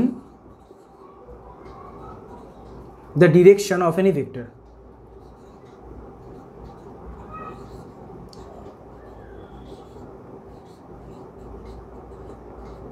ঠিক আছে, অফ এনি ভেক্টর মানে কি? অবশ্যই সেটা জিরো ভেক্টর হলে পরে চলবে না, কারণ জিরো ভেক্টরের কোনো নির্দিষ্ট ডিরেকশনই নেই। ঠিক আছে, তো জিরো ভেক্টর হলে পরে সেটা চলবে না। জিরো ভেক্টর বাদ দিয়ে যে কোনো ভেক্টরের ক্ষেত্রে তুমি কিন্তু এই ইউনিট ভেক্টরের সাহায্যে ডিরেকশনকে মেনশন করতে পারো, আর এর যে ম্যাগনিটিউড হবে সেটা কী হবে? 1 হবে। ওকে, তো আমরা এই ইউনিট ভেক্টরকে বের করবো কী করে? এটা হচ্ছে মেন কোয়েশ্চেন। তো আমরা ইউনিট ভেক্টরকে বের করবো, যে ভেক্টরটা রয়েছে সেই ভেক্টরকে সেই ভেক্টরের ম্যাগনিটিউড দিয়ে আমরা যদি ডিভাইড করি তবে কিন্তু আমরা ইউনিট ভেক্টর পাবো।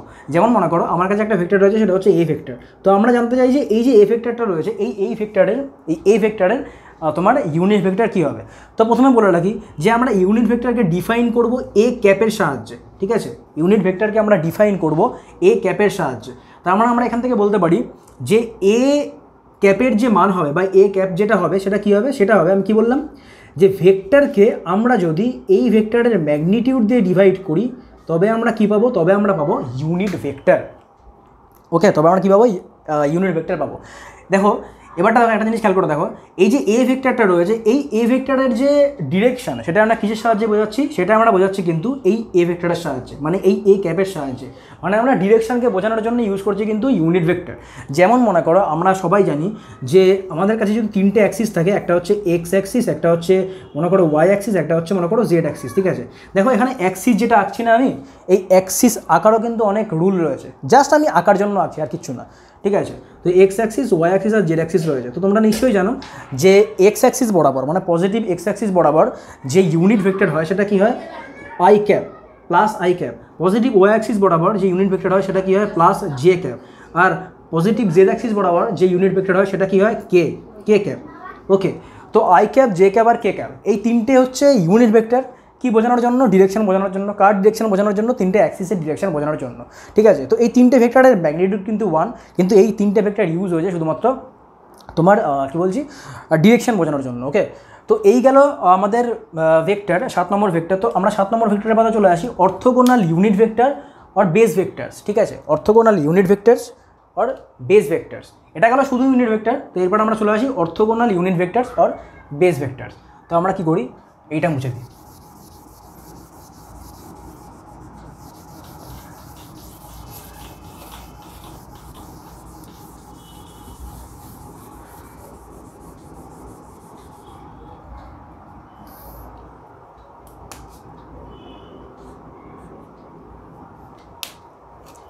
তো 8 নম্বর আমরা চলে আসি।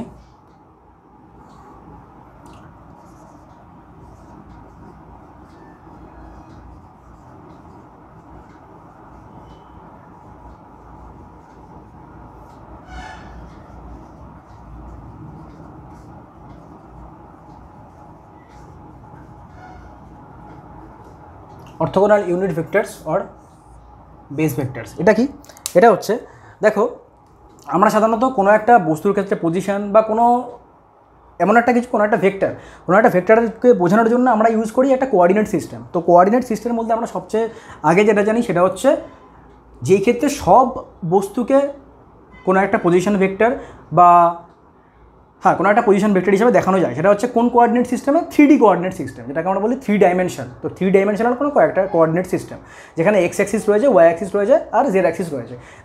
যেই অ্যাক্সিস তিনটের সাহায্যে আমরা কোনো বস্তুর ভেলোসিটি বলো বা পজিশন বলো সব কিছু আমরা বোঝাতে পারি, মানে যেটাকে আমরা ফ্রেম অফ রেফারেন্স হিসাবে, এক্স্যাক্টলি এই কথাটা আমি বলতে যাচ্ছিলাম যে ফ্রেম অফ রেফারেন্স। তো এখানে আমরা ফ্রেম অফ রেফারেন্স হিসেবে ইউজ করবো কি, ফ্রেম অফ রেফারেন্স হিসেবে আমরা ইউজ করবো তোমার একটা 3D অ্যাক্সিসকে, মানে যেখানে এক্স অ্যাক্সিস, ওয়াই অ্যাক্সিস আর জেড অ্যাক্সিস থাকবে। তো এক্স অ্যাক্সিস, ওয়াই অ্যাক্সিস আর জেড অ্যাক্সিসের ক্ষেত্রে একটা জিনিস খেয়াল করে দেখো, এখানে আই ক্যাপ, জে ক্যাপ আর কে ক্যাপ এই তিনটে যে ইউনিট ভেক্টর, এই তিনটে ইউনিট ভেক্টরকে কী বলা হয়, অর্থোগোনাল ইউনিট ভেক্টর। এর কারণটা কি, এর কারণটা হচ্ছে এই তিনটে ভেক্টরের মধ্যবর্তী যে অ্যাঙ্গেলের মান সেটা হচ্ছে প্রত্যেকটার সঙ্গে প্রত্যেকটার 90 ডিগ্রি করে। তার মানে আমি কি বলছি, আবার বলছি দেখো, এটাই কিন্তু আবার এখানে লিখছি আমি, ঠিক আছে। আমি কি বলছি, আমি বলছি যে আমার কাছে তিনটে অ্যাক্সিস রয়েছে, একটা হচ্ছে এক্স অ্যাক্সিস, একটা হচ্ছে ওয়াই অ্যাক্সিস আর একটা হচ্ছে জেড অ্যাক্সিস, ঠিক আছে। তো এক্স অ্যাক্সিসের ক্ষেত্রে আমরা কী করে বোঝাচ্ছি, পজিটিভ এক্স অ্যাক্সিসকে কোন ইউনিট ভেক্টরের মাধ্যমে বোঝাচ্ছি, এই ডিরেকশনকে আই ক্যাপের মাধ্যমে বোঝাচ্ছি, এই ওয়াইকে বোঝাচ্ছি কে ক্যাপের মাধ্যমে, আর জেডকে বোঝাচ্ছি জে ক্যাপের মাধ্যমে, আই জে কে, সরি ভুলে গেল, এটা হবে আই জে কে, দেখো ভুলে যাচ্ছি কী অবস্থা। ওকে, তো আই জে কে এই তিনটে ভেক্টরের মাধ্যমে, তিনটে ইউনিট ভেক্টরের মাধ্যমে আমরা এটাকে বোঝালাম। এরপরে দেখো, এরপর আমি কি বলছি, আমি বলছি যে এই তিনটে ভেক্টরকে আমরা কি বলবো, অর্থোগোনাল ইউনিট ভেক্টর। এর মানেটা কি, এর মানেটা হচ্ছে এই তিনটে ভেক্টরের মধ্যবর্তী যে অ্যাঙ্গেল তার মান হচ্ছে 90 ডিগ্রি করে প্রত্যেকটার সঙ্গে প্রত্যেকটা। ওকে, আরেকটা জিনিস খেয়াল করে দেখো, এখানে এক্স, ওয়াই আর জেড এই তিনটে অ্যাক্সিস আঁকার কিন্তু একটা নিয়ম রয়েছে। এই তিনটে অ্যাক্সিস কিন্তু যে কোনো প্রকারে কিন্তু আঁকলে আমাদের হবে না। এই তিনটে অ্যাক্সিসকে এমন করে আঁকতে হবে যাতে কি না দুটো রুল ফলো করতে পারে। দুটো রুল মানে একটা হচ্ছে ম্যাক্সওয়েলের কক্সকো রুল, আরেকটা হচ্ছে দক্ষিণ হস্ত মুষ্টি নিয়ম বা তোমার ওটাকে কী বলবো, থাম রুল যেটাকে বলে, মুষ্টি নিয়ম তো না, থাম্ব রুল বললে পরে সুবিধা হয়। তো একটা হচ্ছে থাম্ব রুল বলতে পারো, বা একটা বলতে পারো ম্যাক্সওয়েলের কস্কু রুল। এটার মানেটা কি? এটার মানেটা হচ্ছে আমরা কি করব, আমরা এই এক্স ওয়াই জেড এই তিনটে যে অ্যাক্সিস রয়েছে, তিনটে অ্যাক্সিসকে সাজাবো এইভাবে, এক্স লিখবো, এখানে লিখবো ওয়াই, আর এখানে লিখবো জেড।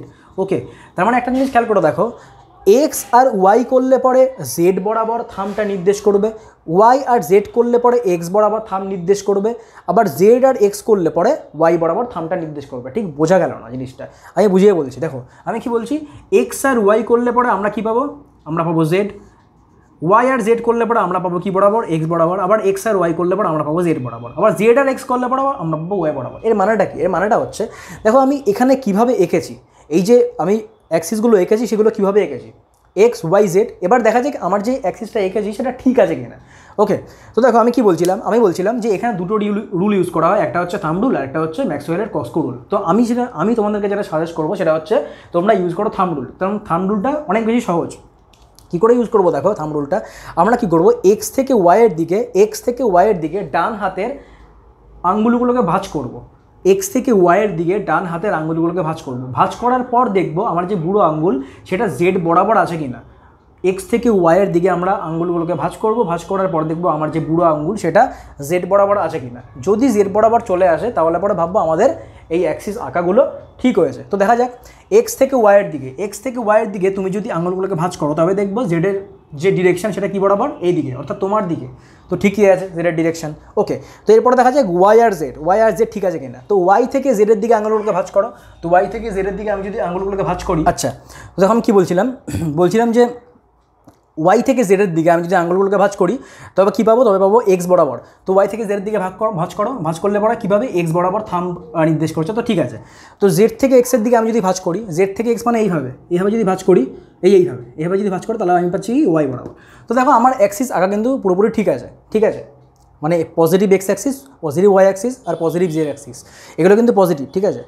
তো পজিটিভ যদি ঠিক হয় তাহলে নেগেটিভও ঠিক হবে। তো যাই হোক, তো এগুলো গেল কি বেস ভেক্টর। এই বেস ভেক্টরের সাহায্যে আমরা যে কোনো ভেক্টরকে কিন্তু বোঝাতে পারি। তো কীভাবে বোঝাবো সেটা আমরা পরের ক্লাসে আলোচনা করবো, পরে একটা ক্লাসে আলোচনা করবো। ওকে, তো আমরা যদি এখানে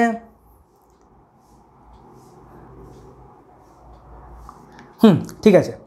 আচ্ছা, এরপর আমরা চলে আসি নেগেটিভ ভেক্টরে, অর্থগোনাল ভেক্টরের পর আমরা চলে আসি কি নেগেটিভ ভেক্টরে।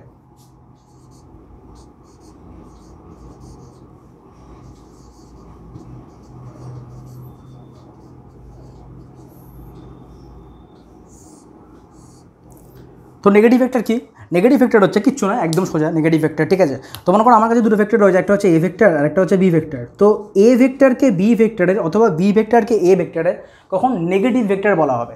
দেখো, যদি দুটো ভেক্টরের ম্যাগনিটিউড সেম হয় এবং দুটো ভেক্টর, মন দিয়ে শুনবে, যদি দুটো ভেক্টরের ম্যাগনিটিউড সেম হয় এবং দুটো ভেক্টর যদি একে অপরের অপোজিট ডিরেকশনে থাকে, তবে একটা ভেক্টরকে অন্য একটা ভেক্টরের নেগেটিভ ভেক্টর বলে। যেমন তোমরা পড়েছো ইকুয়াল ভেক্টরে কী ছিল, ম্যাগনিটিউড সেম ছিল কিন্তু ডিরেকশন ছিল অপোজিট, ডিরেকশনও সেম ছিল, ম্যাগনিটিউডও সেম ছিল। কিন্তু নেগেটিভ ভেক্টরের ক্ষেত্রে কী হচ্ছে, ম্যাগনিটিউড সেম কিন্তু ডিরেকশন হচ্ছে একে অপরের অপোজিট। তার মানে এটাকে আমরা বোঝাবো কী করে, আমি কি বললাম, এই দুটো ভেক্টরের যে ম্যাগনিটিউড সেম এবং এই দুটো ভেক্টর একে অপরের অপোজিট। তো এটাকে যদি আমি একবারে বোঝাই তাহলে কী করে বোঝাবো, A vector equal to minus B vector, অথবা B vector equal to minus A vector.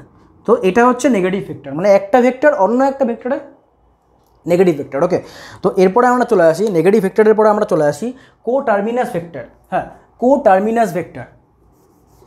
দেখো এই জিনিসটা কি, এই ভেক্টরটা কি, এটা একটু মন দিয়ে বোঝো। এরপরে আমরা চলে আসি কোটার্মিনাস ভেক্টর।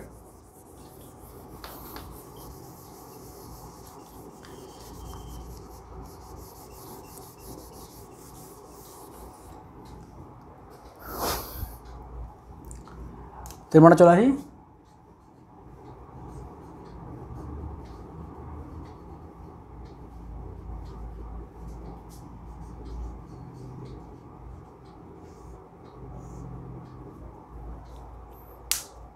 কোটার্মিনাল ভেক্টর হচ্ছে যখন অনেকগুলো ভেক্টরের, মন দিয়ে শুনবে, যখন অনেকগুলো ভেক্টরের টার্মিনাল পয়েন্ট হচ্ছে একটা সেম পয়েন্ট, যখন অনেকগুলো ভেক্টর একই পয়েন্টে terminate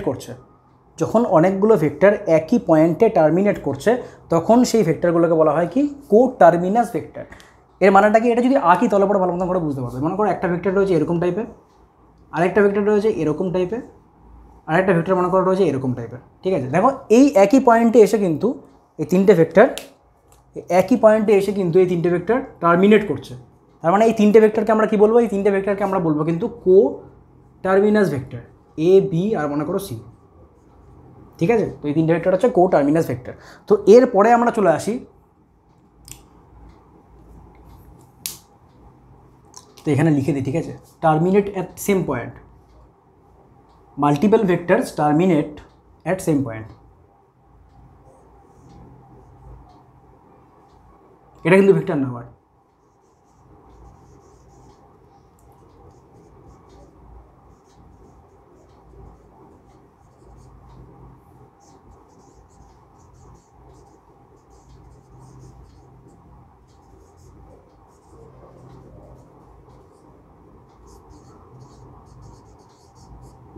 okay, multiple vectors terminate at same point. আচ্ছা, তো এরপর আমরা চলে আসি মোস্ট ইম্পর্টেন্ট, সেটা হচ্ছে পোলার ভেক্টর। এরপর আমরা চলে আসি মোস্ট ইম্পর্টেন্ট, কোপ্লেনার ভেক্টর। এটাও সোজা, এটাও পারবে নিশ্চয়ই তোমরা, বুঝতেই পারছো। কোপ্লেনার ভেক্টর মানে কি? কোপ্লেনার ভেক্টর মানে হচ্ছে যখন ভেক্টরগুলো একই প্লেনে থাকবে, মানে ব্যাপারটা হচ্ছে এরকম টাইপের, মানে হচ্ছে এটা কোনো একটা, এটা মনে করো কোনো একটা প্লেন, তাদের কোনো একটা প্লেনই না এই বোর্ডটা। তো এই বোর্ডের মধ্যে যতগুলো ভেক্টর তোমরা দেখতে পাচ্ছ সবগুলো হচ্ছে, যতগুলো ভেক্টর তোমরা দেখতে পাচ্ছ সবগুলো মনে করো, ঠিক আছে।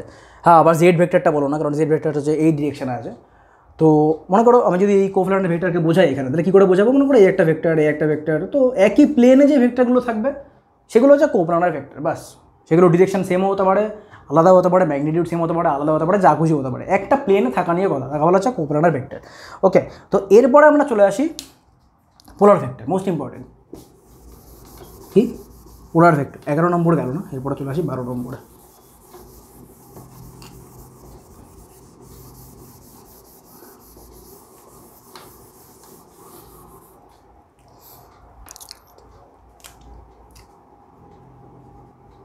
কি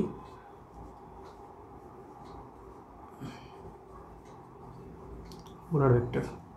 তো পোলার ভেক্টরটা কি? পোলার ভেক্টর হচ্ছে এমন ভেক্টর যেই ভেক্টরগুলো স্ট্রেট লাইন বরাবর, মন দিয়ে শুনবে, যেই ভেক্টরগুলো স্ট্রেট লাইন বরাবর লিনিয়ার এফেক্ট তৈরি করে, যেই ভেক্টরগুলো স্ট্রেট লাইন বরাবর লিনিয়ার এফেক্ট তৈরি করতে পারে, সেই ভেক্টরগুলোকে আমরা বলবো কি তোমার পোলার ভেক্টর। তো এখানে লিখে দিই, এটা একটু লিখে দিতে হবে, ঠিক আছে। Vector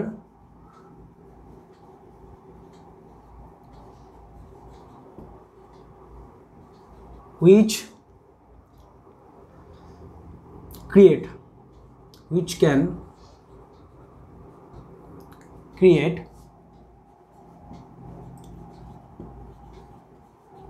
straight line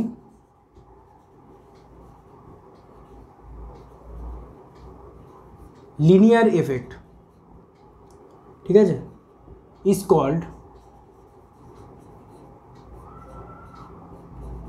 polar vector, is called polar vector. এর উদাহরণ দিলে পরে বুঝতে পারবে ঠিক মতন করে। এর উদাহরণ কি?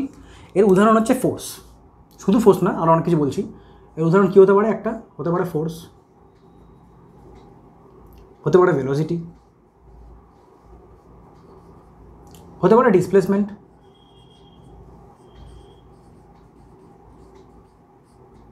ওকে। তো দেখো আমি কি বলছি, স্ট্রেট লাইন বরাবর লিনিয়ার এফেক্ট তৈরি করতে পারে।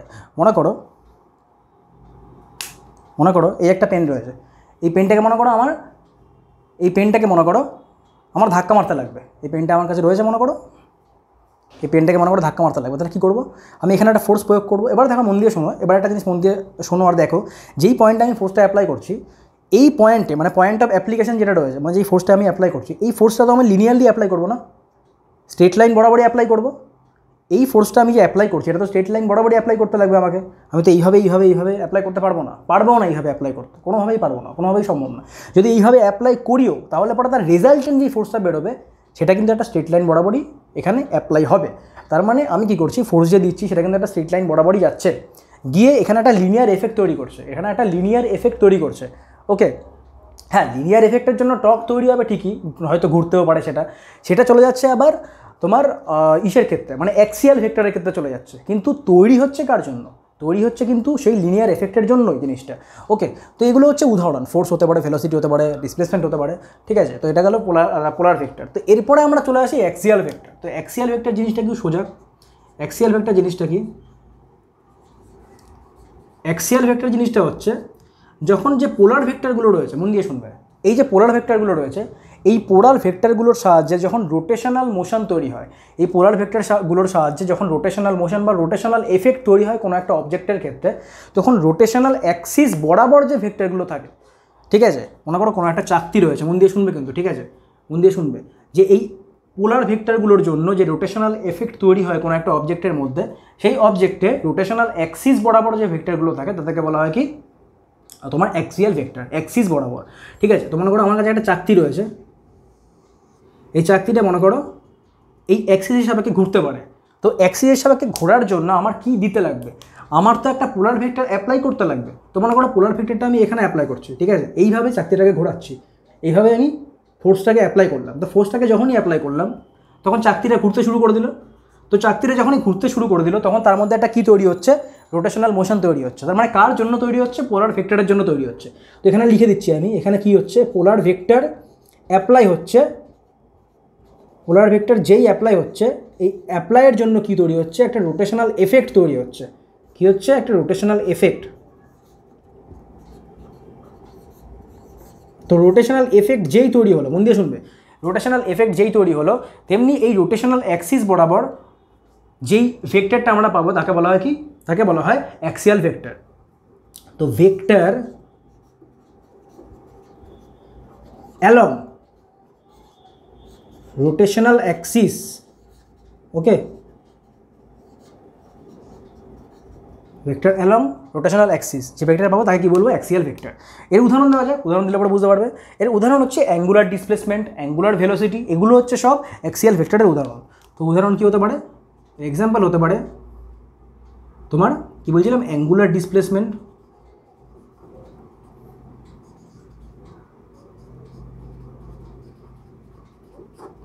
ওমেগা, ওমেগা লিখে দিচ্ছি, ঠিক আছে, তারপরে সুবিধা হবে, omega Etsy et cetera.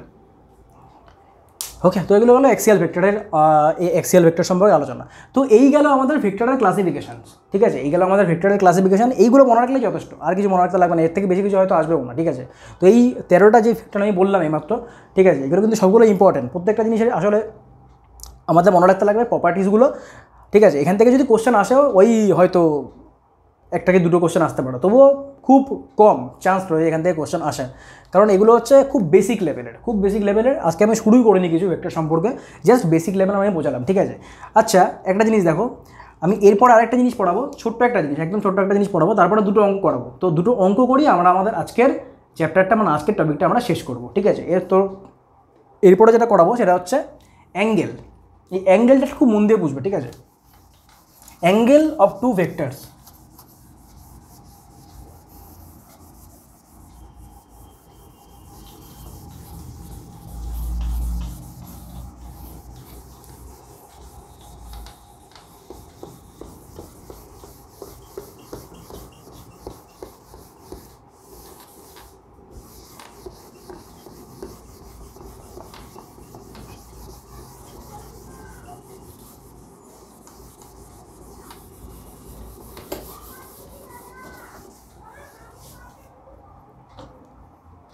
Angle of two vectors,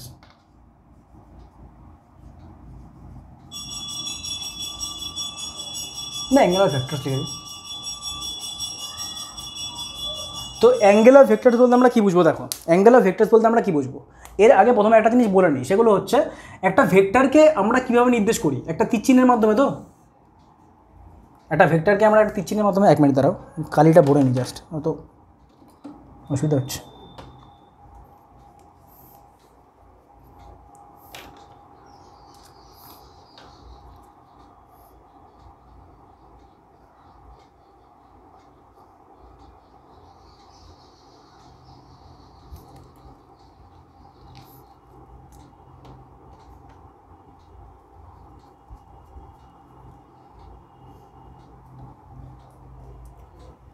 আচ্ছা, তো একটা ভেক্টরকে আমরা নির্দেশ করি কিসের মাধ্যমে,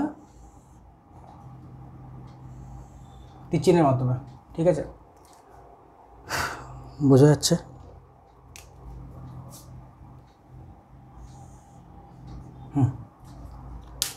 তো দেখো এই যে অ্যারোটা আমি এখানে আঁকলাম, এই অ্যারোর এটাকে বলা হয় কি হেড,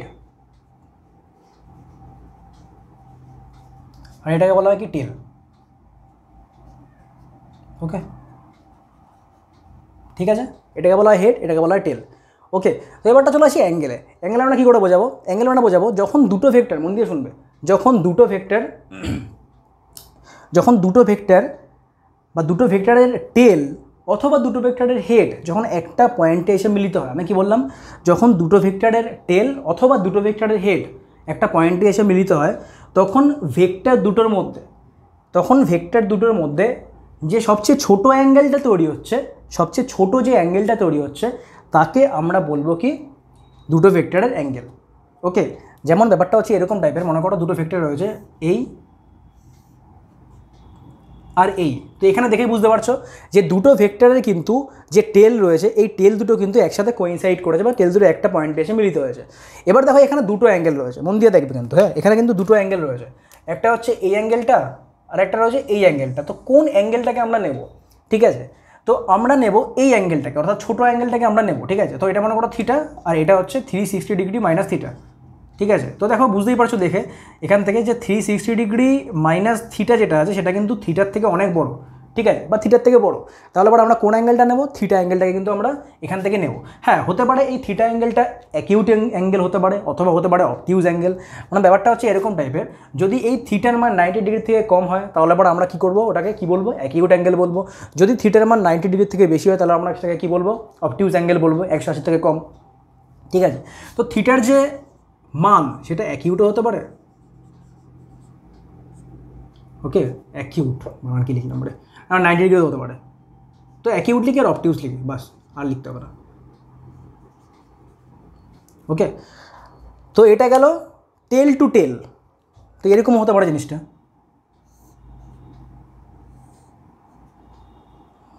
বোঝা গেল? তো এখানেও সেম কেস, দুটো অ্যাঙ্গেল তৈরি হচ্ছে, একটা হচ্ছে এই অ্যাঙ্গেল আর একটা হচ্ছে এই অ্যাঙ্গেল। তো এটা হচ্ছে 360 ডিগ্রি মাইনাস থিটা। তো বুঝতেই পারছো দেখে যে থিটার মান 360 ডিগ্রি মাইনাস থিটার থেকে অনেক ছোটো, তার মানে থিটাটাকে আমরা কিন্তু এখানে অ্যাঙ্গেল হিসেবে নেব, দুটো ভেক্টরের অ্যাঙ্গেল হিসেবে নেব।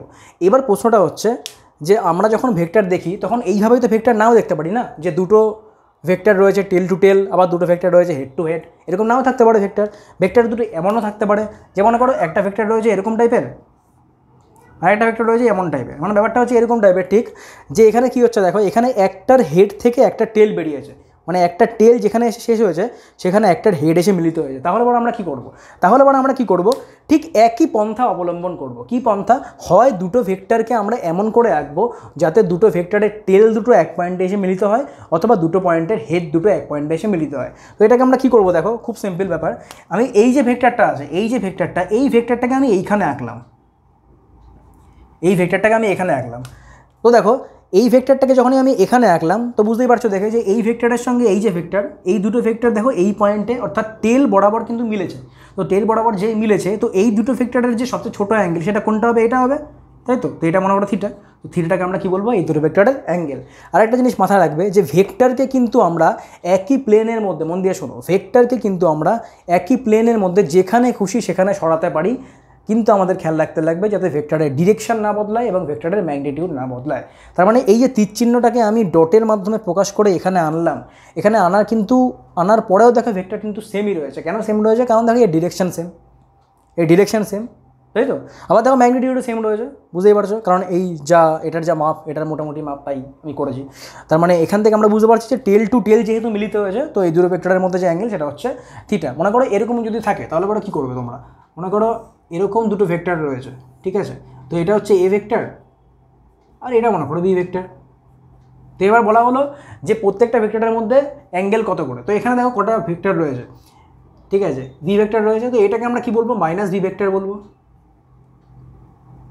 ঠিক তেমনি এটাকে আমরা কী বলবো? Minus A vector.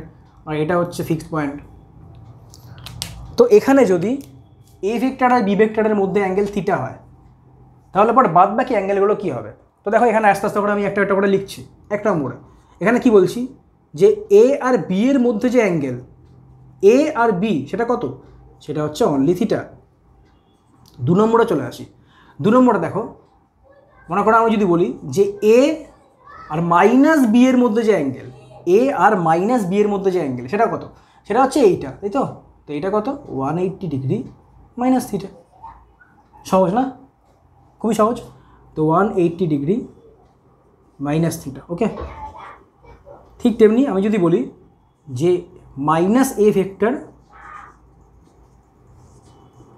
আর B vector, minus A vector আর বি ভেক্টর, তো মাইনাস এ ভেক্টর এটা আর হচ্ছে বি ভেক্টর এটা, ঠিক আছে?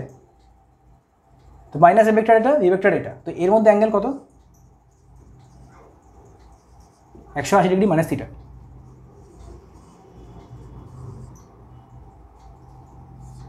ঠিক তেমনি মাইনাস এ ভেক্টর আর মাইনাস বি ভেক্টর এর মধ্যে অ্যাঙ্গেল কত, মাইনাস এ মাইনাস বি এর মধ্যে অ্যাঙ্গেল কত, বিপরীত অ্যাঙ্গেল না?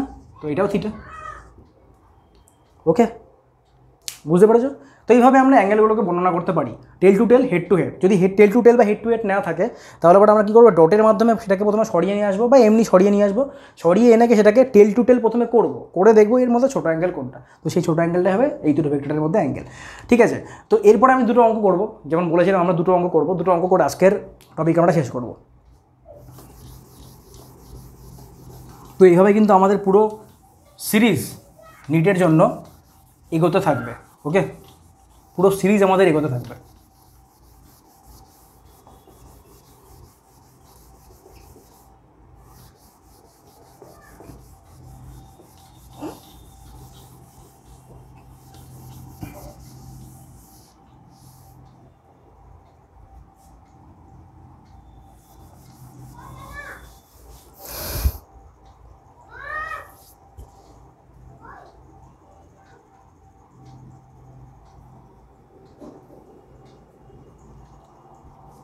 আচ্ছা, তোমাদের অঙ্কটা প্রথমে চলে আসি।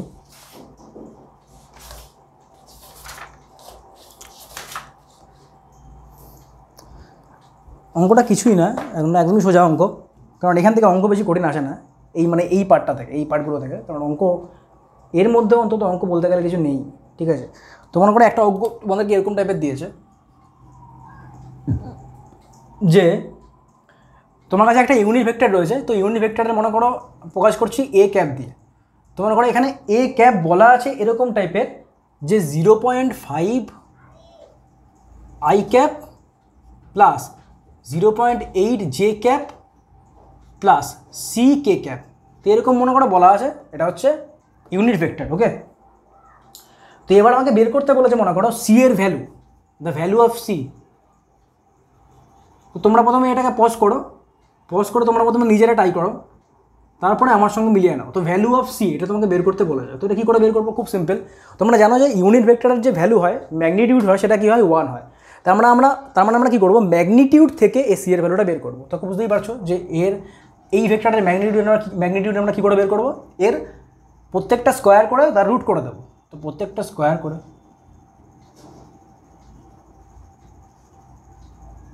তার যদি রুট করি তাহলে কী পাবো, 1 পাবো না, 1 পাবো। তো কারণ ইউনিট ভেক্টরের মান তো ইউনিটই হয়, 1ই হয়। তো এখান থেকে দেখো সি এর যে ভ্যালু বেরোবে সেটা কত বেরোবে, 0.25 0.64 plus C square equal to 1।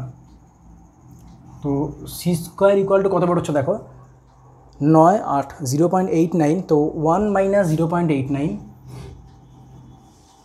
তার মানে 0.11। তো সি এর যে ভ্যালু বেরোচ্ছে সেটা কত বেরোচ্ছে, সেটা বেরোচ্ছে রুট 0.11। ঠিক আছে, তো দেখো এখানে একটা জিনিস হয়, সেটা হচ্ছে এখানে দেখো সি এর দুটো ভ্যালু বেরোবে, একটা হচ্ছে প্লাস, একটা হচ্ছে মাইনাস। প্লাস দিয়ে বেরোবে, একটা হচ্ছে মাইনাস দিয়ে বেরোবে, দুটোই কিন্তু ঠিক আছে, দুটোই কারেক্ট। ওকে, কারণ এখানে বলে দেয়নি যে সি এর কোন ভ্যালুটা আমরা নেব, পজিটিভ না নেগেটিভ, তো দুটোই কারেক্ট। কারণ সি এর ভ্যালু তো পজিটিভ হতে পারে বা নেগেটিভ হতে পারে, কিন্তু ইউনিট ভেক্টর, কেন ইউনিট ভেক্টর, কারণ এদের ম্যাগনিটিউডটা সেম, মানে ম্যাগনিটিউডটা 1। তো এই গেল সি এর ভ্যালু। তো এটা গেলো 1 নম্বর অঙ্ক। এরপরে চলে আসি 2 নম্বর অঙ্কতে। 2 নম্বর অঙ্কতে কী বলেছে দেখো, 2 নম্বর অঙ্কতে বলেছে, মনে করো আমাকে দিয়েছে যে the unit vector parallel to the resultant of vectors. তো মনে করো আমার কাছে দুটো ভেক্টর রয়েছে, একটা হচ্ছে A vector equal to 4i cap 3j cap plus 6k cap, আর বি ভেক্টর ইকুয়াল টু রয়েছে মনে করো minus I cap plus 3j cap minus 8k cap। এই দুটো ভেক্টর মনে করো আমার কাছে রয়েছে, ঠিক আছে। এবার বলা হলো, এবার কোশ্চেনে যেটা বলা যায় সেটা হচ্ছে আমার কাছে একটা ইউনিট ভেক্টর রয়েছে, সেই ইউনিট ভেক্টরটা এই দুটো ভেক্টরের রেজাল্টেন্টের সঙ্গে প্যারালাল, সেই ইউনিট ভেক্টরটা এই দুটো ভেক্টরের রেজাল্টেন্টের সঙ্গে প্যারালাল, তাহলে পরে সেই ভেক্টরের ম্যাগনিটিউড কত। তো এখানে ভেক্টরগুলো দিয়ে দিয়েছে সব, মানে ইউনিট ভেক্টরগুলো সব দিয়ে দিয়েছে, ঠিক আছে। কারণ না দিলে পরে তোমরা করতে পারবে না, কারণ ইউনিট ভেক্টর তো যা খুশি হতে পারে, প্যারালাল যেহেতু বলেছে তো প্যারালাল ভেক্টর যে কোনো খুশি হতে পারে। তো এখানে কিন্তু উত্তরটা দিয়ে দেবো আমি। উত্তরটা কী দিয়েছে দেখো, প্রত্যেকটা এতে দিয়েছে কি, এতে দিয়েছে 3, 6, -2,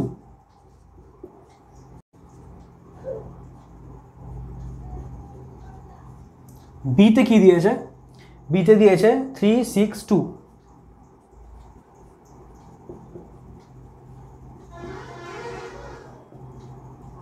ওকে। সিতে দিয়েছে 3, 6, -2,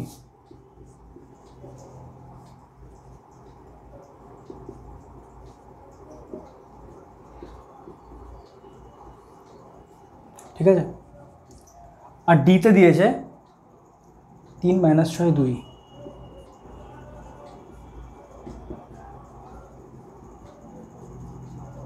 তো এই দিয়ে দিয়েছে, এবারটা বলেছে কোনটার মান হবে, ঠিক আছে। আমি কি বলছি কোশ্চেনটা হচ্ছে এই দুটো ভেক্টরের যে রেজাল্টেন্ট ভেক্টর তার সঙ্গে ইউনিট ভেক্টরটা প্যারালাল, তাহলে পরে এর মধ্যে কোনটা হবে, ঠিক আছে। তো কোশ্চেনটা দিয়েছে, তো বলো কী হবে অ্যান্সার, ঠিক আছে। এটা তোমরা পজ করে প্রথমে ভাবো, তারপরে করো। তো দেখো এই দুটো ভেক্টরের আমরা যদি রেজাল্টেন্ট ভেক্টর বের করি তবে তার মান কী হবে, A vector plus B vector. তো A vector plus B vector করলে পরে আমার রেজাল্টেন্ট ভেক্টর বেরোবে, যার মান কত বেরোবে, 4 থেকে 1 বিয়োগ করলে 3i cap plus 6j cap minus 2k cap, ওকে, মাইনাস 2k cap, হ্যাঁ ঠিক আছে। তো এই দুটো ভেক্টরের রেজাল্টেন্ট ভেক্টর তো বেরিয়ে গেল, কিন্তু এই যে ভেক্টরটা আছে এর ইউনিট ভেক্টর কী করে বেরোবে, বলতে পারবে? যদি আমরা এই ভেক্টরটাকে এর ম্যাগনিটিউড দিয়ে ডিভাইড করি, তো এই ভেক্টরটাকে আমরা যদি এর ম্যাগনিটিউড দিয়ে ডিভাইড করি তবে কী বেরোবে দেখো, তবে বেরোবে এই ভেক্টরটাও রেজাল্টেন্ট ভেক্টর বেরিয়ে গেল, এর ম্যাগনিটিউড কী বেরোবে, ম্যাগনিটিউড বেরোবে 3 3 9, 6 36, 2 2 4, তো 9 4 13, 36 আর 13 কত হচ্ছে 49 না। তার মানে তোমার এখানে মান কত বেরোচ্ছে, মান বেরোচ্ছে √49 মানে 7, ওকে। তার মানে ইউনিট ভেক্টর যেটা বেরোচ্ছে সেটা মনে করো আমি যদি লিখি এ ক্যাপ, তো এ ক্যাপ কত হবে, এ ক্যাপ হবে A vector plus B vector মানে রেজাল্টেন্ট ভেক্টর বাই এদের ম্যাগনিটিউড, তার মানে 1/7 3i cap, ওকে, ঠিক আছে। তো এই ভেক্টরটা ইউনিট ভেক্টর, সঙ্গে সঙ্গে এই দুটোর যে রেজাল্টেন্ট ভেক্টর তাদের সঙ্গে প্যারালাল, কারণ ইউনিট ভেক্টর তো প্যারালাল হবেই রেজাল্টেন্ট ভেক্টরের সঙ্গে যদি আমরা বের করি, ঠিক আছে। তো এই গেল দুটো অঙ্ক যেটা আমরা এই চ্যাপ্টার থেকে করতে পারলাম আজকের জন্য। তো আজকের জন্য এতখানি। তো এর পরের চ্যাপ্টারে আমরা ফিরে আসবো, বা এর পরের ভিডিও আমরা ফিরে আসবো ভেক্টর অ্যাডিশন, ভেক্টর সাবস্ট্রাকশন বা আরও অনেক ভিডিও নিয়ে। So thank you so much for watching this video.